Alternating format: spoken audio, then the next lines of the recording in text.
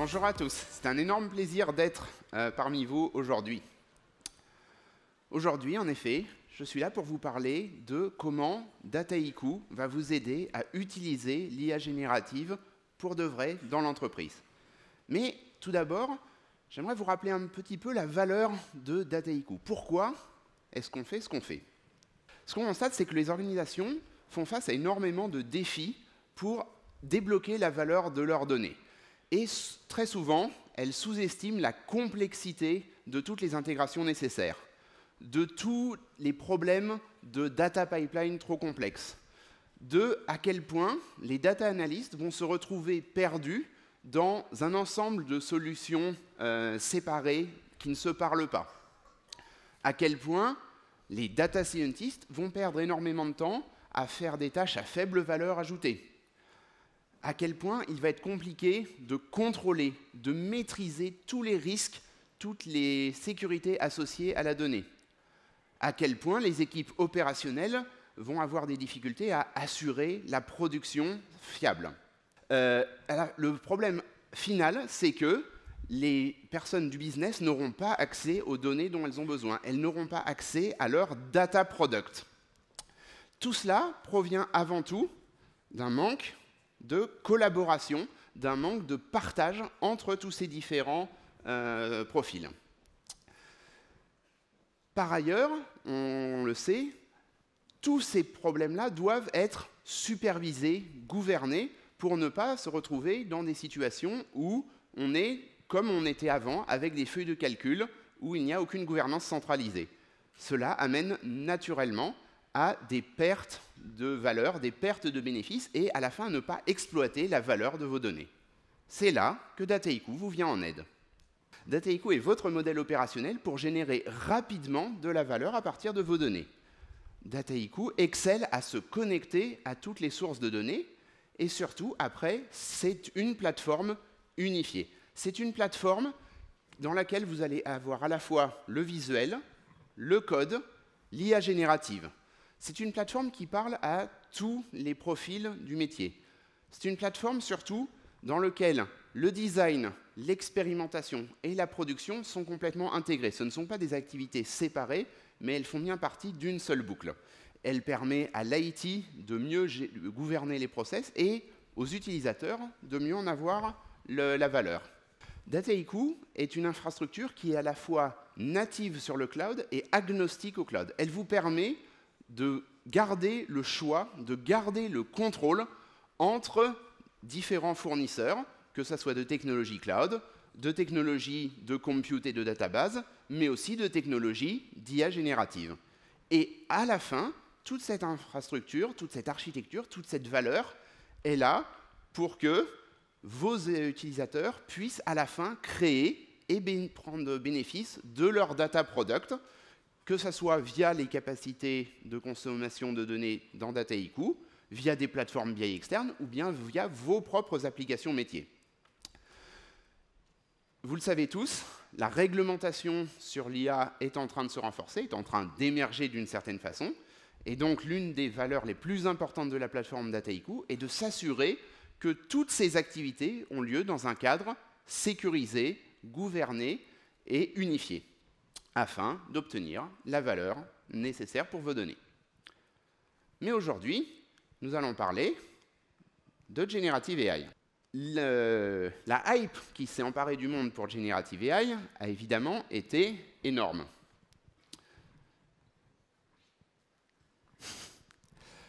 Mais elle laisse aussi la place à énormément d'incertitudes. Comment démarrer? Comment accélérer? Comment ne pas être perdu dans ces projets de Generative AI?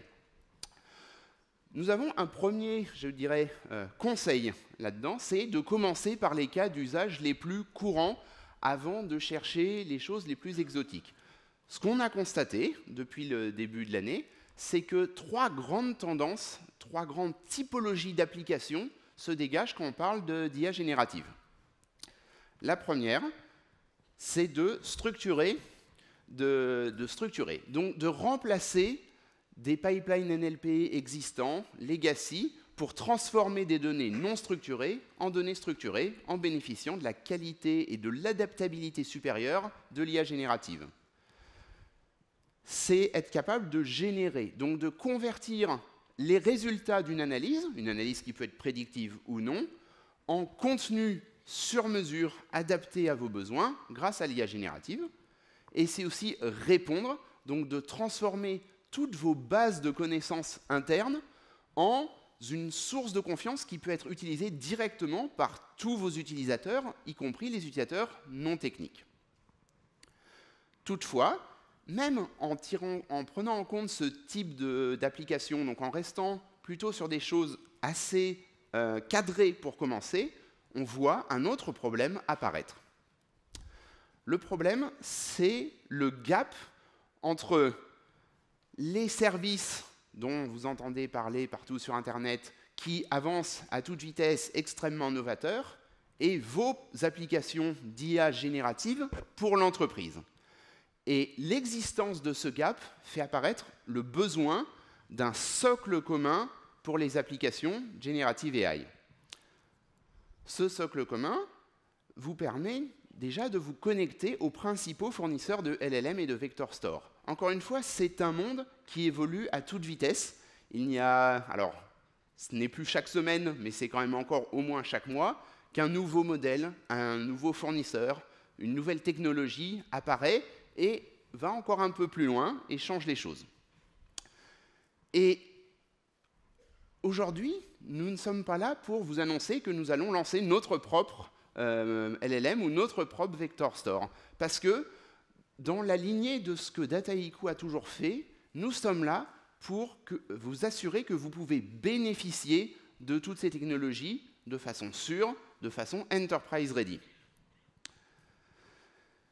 Et donc, nous sommes là pour vous permettre de bénéficier du compute accéléré, des LLM en API, des LLM que vous allez hoster vous-même et des Vector Store de cette façon sécurisée.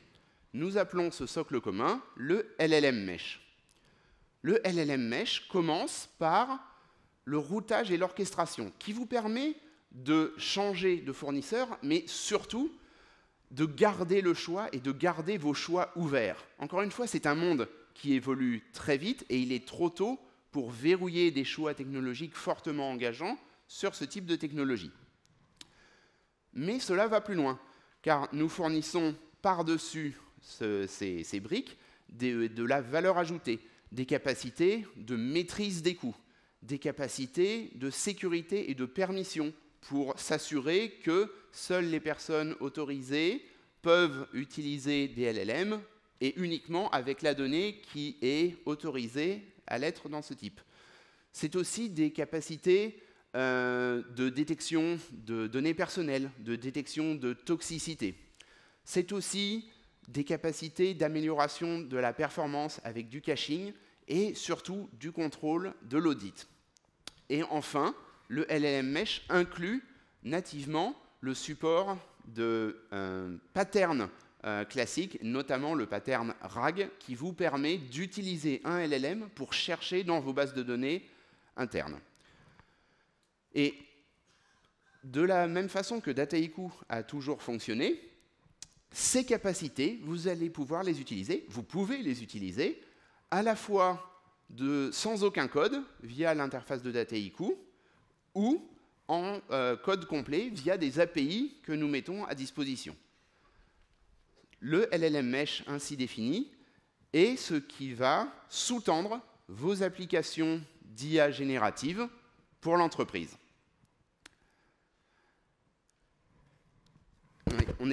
On est très fiers et très heureux de vous présenter, de mettre à disposition le LLM Mesh pour toutes les entreprises. Et je pourrais continuer à en parler très longtemps, mais il est généralement préférable de vous montrer les choses. Et donc, pour une démonstration, je vous demande de bien vouloir accueillir Wided.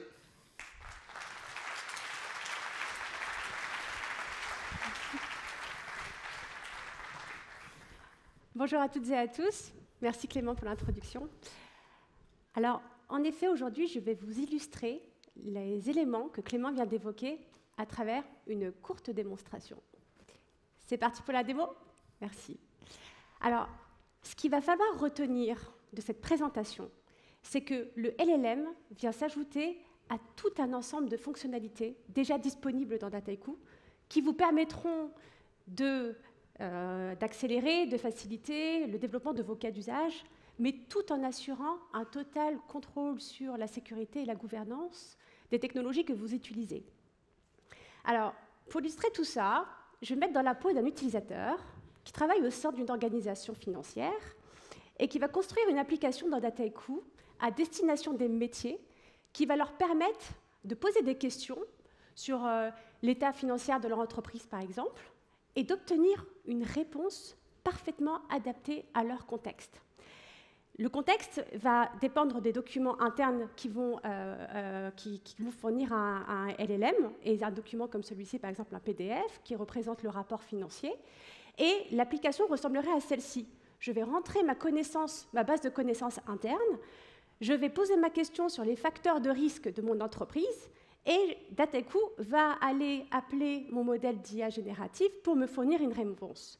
La réponse, il va la remonter vers un dashboard qui va d'un côté me représenter les indicateurs financiers à partir de mon fichier PDF, et d'un autre côté, la réponse à ma question. Alors comment ça se passe derrière? Alors d'abord, Dataiku va se connecter à toute une panoplie de fournisseurs de LLM, donc à du OpenAI, du Hugging Face, etc.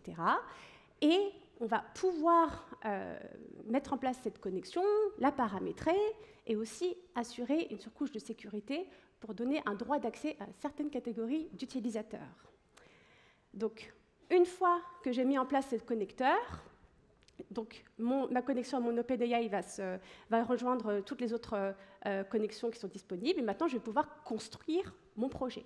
Le projet va se représenter à travers un flux visuel avec deux parties. La partie en rose, la partie où je vais ingérer ma donnée, donc toute ma documentation interne que je vais restructurer et remonter vers une base vectorielle, donc c'est ma base documentaire interne.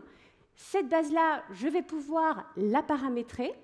Donc, pour la paramétrer, je vais pouvoir sélectionner mon fournisseur de LLM. Donc, c'est cette surcouche de LLM Mesh que Clément vient d'évoquer. Et aussi, je vais pouvoir choisir ma base vectorielle qui va héberger donc, ma base documentaire. Une fois que j'ai mis ça en place, c'est bon, je retourne dans mon flow et j'ai ma base de connaissances qui est constituée uniquement avec mes documents internes. Maintenant, je vais pouvoir m'occuper du prompt que les métiers vont utiliser pour poser leurs questions. Alors, pour m'en occuper, je vais aller dans la page qui s'appelle le Prompt Studio, qui s'affiche ici. Et c'est là que je vais pouvoir, donc, dans Dataiku, préparer les tâches qui vont être demandées et surtout préparer le format de réponse en sortie. Donc, ici, encore une fois, je vais écrire ma tâche, je vais pouvoir sélectionner le fournisseur de LLM dont j'ai besoin. Et juste en bas, je vais pouvoir faire un petit test pour voir quelle réponse je vais obtenir. Donc en réalisant un test avec un texte donné, j'ai d'abord une estimation du coût que ça va m'engendrer. Donc on a une totale transparence au niveau coût. Et ensuite, je vais aussi avoir le résultat qui va s'afficher. Donc là, pour cette demande-là, je vois que j'ai un résultat, un gros texte, un long texte, et ça ne me va pas. Dans ce cas, je peux faire en sorte d'améliorer ce format de résultat et de mentionner, de dire « Attends, j'attends un résultat sous forme JSON ». Et là, j'obtiens bien un résultat sous forme JSON, ce qui me convient. Et donc là, je vais pouvoir maintenant le sauvegarder, le déployer dans mon flow, et maintenant l'appliquer à l'ensemble des corpus documentaires qui vont s'ajouter pour que mon métier va pouvoir bénéficier d'une réponse adaptée.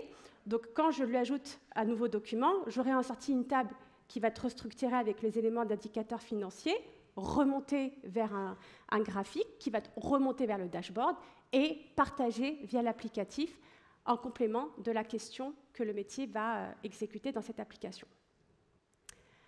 Pour en savoir un peu plus autour du LLM et des autres fonctionnalités dans Dataiku, je vous invite à aller rejoindre mes collègues à l'extérieur de la salle sur les stands de démo.